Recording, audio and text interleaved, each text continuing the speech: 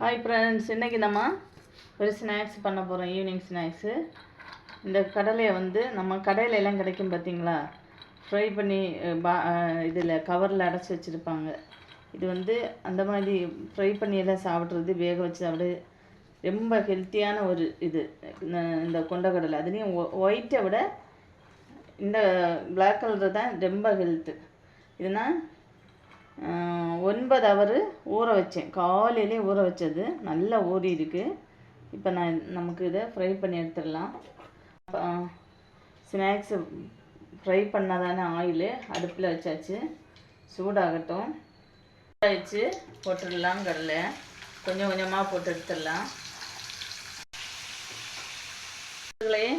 அந்த பட்டாணி கடலை வந்து நான் இது பண்ணேன் பாருங்கள். பட்டாணி இதே மாதிரி ஃப்ரை பண்ணி எடுத்துட்டேன். அது வந்து எப்படின்னா, பச்சை பட்டாணின்னா ஓகே, நம்ம ஊற போட்டுட்டு கொஞ்சம் நேரம் ஊற போட்டுட்டு இது பண்ணலாம்.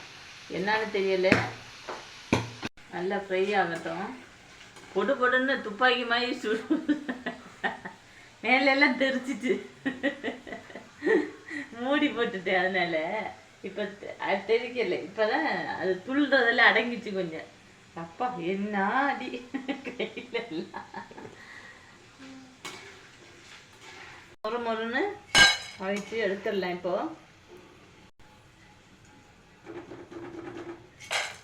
இப்போ சூடோட சால்ட்டு போட்டுக்கலாம்.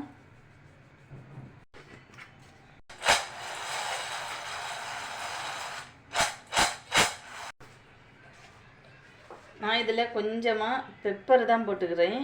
உங்கள் சாய்ஸ் போட்டுக்கிடுங்க. வேணும்னா போட்டால் போதும். எனக்கு பெப்பர் பிடிக்கும், போட்டுருக்கேன்.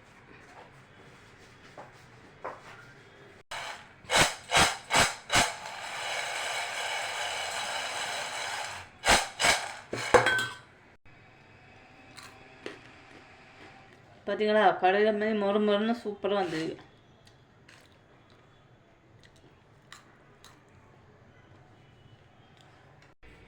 இன்றைக்கி வேறு ஸ்நாக்ஸ் எதுவும் நான் பண்ண போகலை.